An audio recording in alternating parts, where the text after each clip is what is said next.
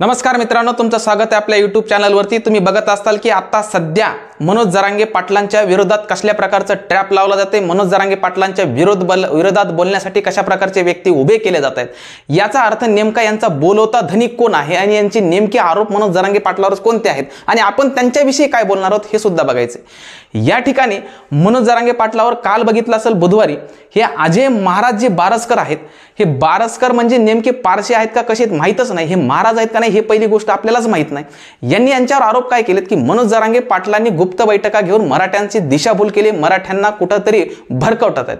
म्हणजे मनोज जरांगे पाटलावर विरोध करण्याच्या अगोदर तीनदा विचार करा, तुम्ही सुद्धा मनोज जरांगे पाटलांच्या सोबत होतात आरक्षणाच्या वेळेस आणि ज्यावेळेस तुम्हाला कुठल्या तरी बैठकीला त्यांनी समजा उदाहरणामध्ये तुम्हाला कानडोळा केला असेल, तुमचं पाणी पिलं नसेल उपोषणाच्या वेळेस, मग या ठिकाणी त्यांचा विरोध म्हणून मनोज जरांगे पाटलांना या मराठा आरक्षणाचा श्रेय भेटेल म्हणून तुम्ही जर त्यांच्या विरोधात बडबड करत असाल तर विचारपूर्वक बोला, कारण मनोज जरांगे पाटलाला विरोध म्हणजे पूर्ण मराठा समाजाला विरोध करतायत तुम्ही। म्हणजे याचा अर्थ तुम्ही मराठा समाजाचा रोष ओढून घेतायत। महाराज तुम्हाला तर कोणती गोष्ट कोणी ओळखतच नाही, पहिली गोष्ट तुम्ही महाराज आहेत का नाही हे कोणाला माहीतच नाही। तुम्ही महाराज आहेत हे कोणत्या गोष्टीने कळलं, ज्यावेळेस तुम्ही लाईव्ह आले त्यावेळेस कळालं। म्हणजे याचा अर्थ तुम्ही प्रसिद्धी मिळवण्यासाठी महाराज आहेत का नाही हे कळवण्यासाठी जर लोकांना लाईव्ह येऊन मनोज जरांगे पाटलांना विरोध करत असताल तर ते लोकांना कधीच खपणार नाही, कधीच पटणार नाही। कारण या ठिकाणी एक मन आहे बघा, ज्याचं नेतृत्व खंबीर त्याचे विरोधक सुद्धा गंभीर होतात। म्हणजे याचा अर्थ तुम्ही विरोधकाचं कुठलं तरी बोलणं तुनतुन वाजवण्यासाठी पुढे आलात का। आता दुसरी गोष्ट, गुरुवारी म्हणजेच आज जर बघितलं असेल संगीता वानखेडे यांनी सुद्धा मनोज जरांगे पाटलांच्या विरोधात बोलायला सुरुवात करतात। म्हणजे नेमके तुम्ही अशी किती जण मिळून येणार आहेत जेणेकरून मनोज जरांगे पाटलावर टीका टिप्पणी करणार, त्यांच्या विरोधात बोलणार, त्यांना कुठंतरी त्यांचं बदनामी करण्याचा प्रयत्न करणार, त्यांना कुठंतरी मराठ्यांच्या विरोधात भडकवण्याचा प्रयत्न करणार, म्हणजे मराठ्यांमध्ये फूट पाडण्याचा प्रयत्न करणार का।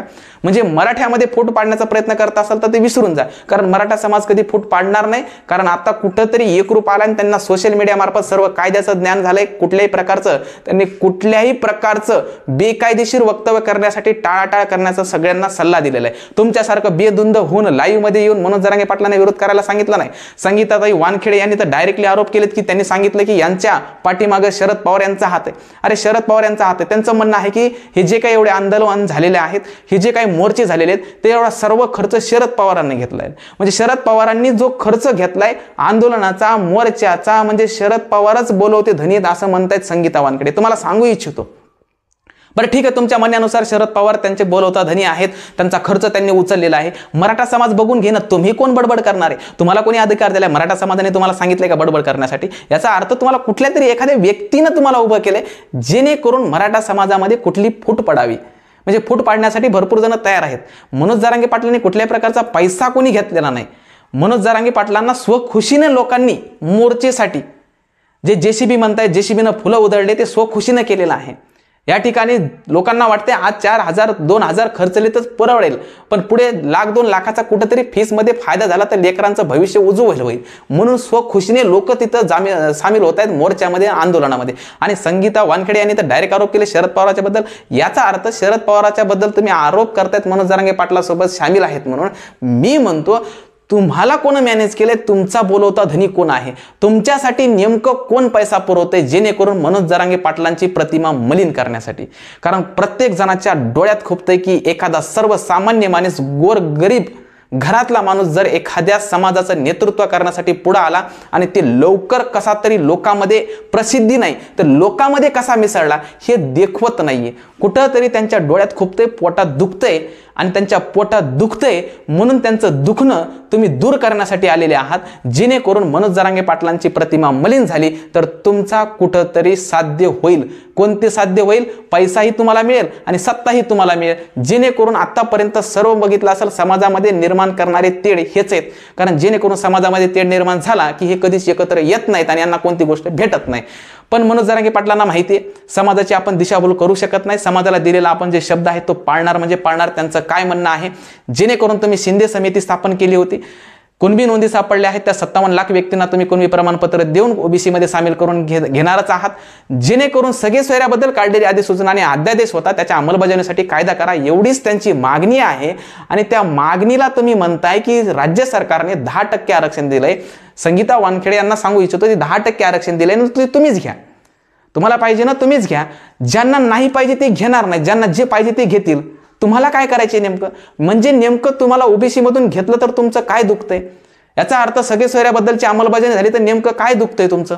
म्हणजे या ठिकाणी संगीताताई वानखेडेने थोडा विचार करायला पाहिजे, तुम्ही नेमकं कोणाच्या बद्दल बोलताय. आणि इथं अजय महाराज बारसकर हे तर बरसलेच नेमके, हे कुठून बरसले कुठून उगवले हेच माहित नाही. यांनी या ठिकाणी मनोज जरांगे पाटलावर एवढी टीका टिप्पणी केली की बघायचं कामच नाही. जसं काय यांना पूर्ण इतिहासच माहिती आहे. म्हणजे मनोज जरांगे पाटील जन्मले तेव्हापासून हे त्यांच्या सोबतच होते. म्हणजे यांना एवढा इतिहास माहिती आहे, यांच्याकडे एवढे पुरावे आहेत. म्हणजे यांच्या आयुष्यामध्ये यांचा जन्म कुठं झाला हे माहित नाही, पण मनोज जरांगे पाटलांचं पूर्ण आयुष्य माहिती आहे त्यांना. मनोज जरांगे पाटलांना कुठं फोन केला, कोणी आलं, कसं आलं हे सगळं त्यांना माहिती आहे. म्हणजे यांच्याकडे जर जायचं असेल ना, तुम्हाला मनोज जरांगे पाटलांचा इतिहास त्यांच्याकडे विचारा, म्हणजे ते बरोबर सांगतील. जेणेकरून हे दुसऱ्यांना गाडाय बसले ना, स्वतःला वरी बसवायला बसले. तुम्ही बघितलं असेल राजकारणामध्ये, एकाला पाडतो दुसरा वरी बसतो, हे त्यांचं नेमकं काम आहे. मराठा समाजासाठी आरक्षण भेटलं तर माझं नाव कसं येईन झालंय, संगीताताई वानखेडे, अजय महाराज यांचं नाव का होईन. म्हणून इथं कुठंतरी त्यांना विरोधात बोलायचं, त्यांची बदनामी करायची, जेणेकरून मराठा समाजातील व्यक्तींना हे दोघांचे अजून येणारे जे नावं असतील 1760 त्यांची नावं माहीत होतील. म्हणजे तुम्ही एवढे जर बदनामी करण्यासाठी पुढे येत आहेत तर मराठा समाजासाठी का पुढे आले नाहीत, त्यांच्यासाठी विरोध का करत नाहीत की सगळे सोयऱ्याची अधिसूचना जारी करा म्हणून. दोघांनाही प्रश्न आहे, अजय महाराज आणि ते संगीताताई वानखेडे यांना दोघांना प्रश्न आहे. तुम्ही त्यांच्याबद्दल बोला ना, लाईव्ह या ना त्यांच्याबद्दल. सगळे सोयऱ्याची अधिसूचना आहे, त्याची अंमलबजावणी करण्यासाठी कायदा करा म्हणून. मग तुम्हाला कुठंतरी मराठा समाज मागेल की मनोज जरांगे पाटलासोबत खरेखुरे आहेत म्हणून तुम्ही.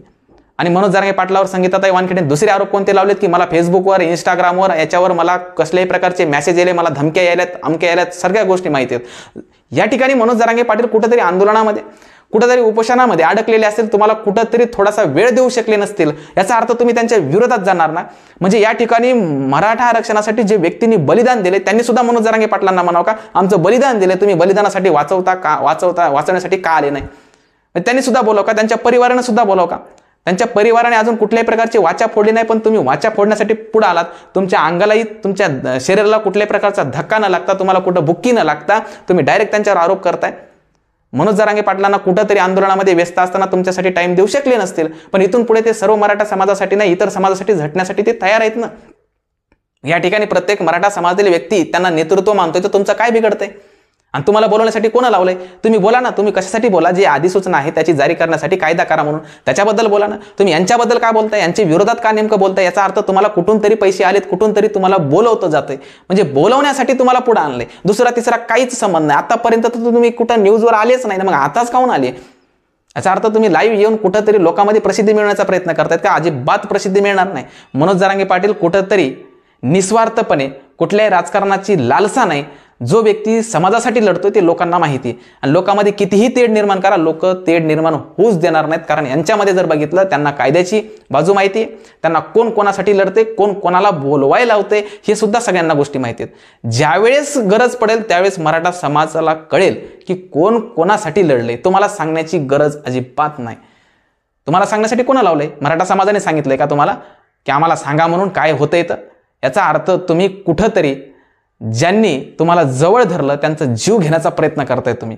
ज्या व्यक्तीनं तुम्हाला जवळ सांभाळलं, ज्या व्यक्तीनं तुम्हाला सोबत घेऊन लढवण्याचा प्रयत्न करताय, त्यांनाच कुठंतरी बदनामी करण्याचा प्रयत्न करताय, त्यांनाच कुठंतरी ट्रॅपमध्ये अडकवण्याचा प्रयत्न करताय. म्हणजे याचा अर्थ तुम्ही कोणाला मदत करताय, मराठा समाजाला का मराठा समाजाला विरोधात असणाऱ्या व्यक्तींना तुम्ही मदत करताय. हे विचार करा आणि इथून पुढे वक्तव्य करण्यासाठी एकदा विचार करा तुमच्याकडे काय आहे, जेणेकरून मनोज जरांगे पाटलावर आरोप करू शकता. तुम्हाला दुसरं तिसरं काहीच नाही, बडबड करण्यासाठी मिळालेले पैसे बोलवतायत, कोणीच बोलवत नाही. तुमच्या मनात तिळभर सुद्धा इच्छा नाही की मराठा समाजाला आरक्षण भेटावं, म्हणून तुम्ही बोलताय. त्याच्याबद्दल बोला, मराठा आरक्षणाबद्दल. इकडं तुम्ही आरोप करण्यासाठी काय करताय, इकडं तुम्ही लाईव्ह येणं, डायरेक्ट भरसं काही बोलणं, बडबड करणं हे सध्या बंद करा. आणि मनोज जरांगे पाटलावरच्या कुठल्याही प्रकारच्या कारवाईसाठी जर तुम्ही झटत असतात, त्यांच्यावर कारवाई करा, असं करा, अमकं धरा, थमकं धरा, ह्या गोष्टी जरा विसरून जा. ह्या गोष्टी होणार नाहीत. आणि जरा लाईव्ह येण्यापाशी तुम्ही लाईव्ह या, काही हरकत नाही, पण लाईव्ह येण्यासाठी तुम्ही कुठेतरी मराठा समाजासाठी बोलले का, तुम्ही लाईव्ह आल्या नाही बोलले, टार्गेट केलं मनोज जरांगे पाटलांना. याचा अर्थ एक समजून घ्या, मनोज जरांगे पाटलांना टार्गेट करताय तर पूर्ण मराठा समाजाला टार्गेट करताय. आणि मराठा समाजाचा रोष तुम्ही ओढून घेताय, एवढं लक्षात ठेवा. इथून पुढे बोलण्यासाठी तुम्हाला देवाने सुदबुद्धी दिली, बुद्धी दिली, पण त्या बुद्धीचा कधी तुम्ही विचार केला नाही, बुद्धीचा कधी वापर केला नाही, कधी कायद्याचं नॉलेज घेतलं नाही, संविधानाचं नॉलेज घेतलं नाही, तरी सुद्धा बडबड करताय. इथं प्रत्येकाने नॉलेज घेऊन पुढं कुठंतरी लढा लढवतायत, म्हणून राज्य सरकार कुठंतरी त्यांच्या मागण्या मान्य करण्यासाठी पुढं येतं. याच्या पलीकडे दुसरं काहीच नाही. आणि लाईव्ह यायचं आहे तर मराठा आरक्षणासाठी बोला. उगीच मनोज जरांगे पाटलावर कुठल्याही प्रकारचे बदनामी होईल. त्यांच्या प्रतिमा मलिन करण्याचा प्रयत्न बंद करा आणि हे जे काही बिकाऊ धंदे आहेत ते सुद्धा बंद करा. ठीक आहे, तर एवढं बोलून मी थांबतो. धन्यवाद.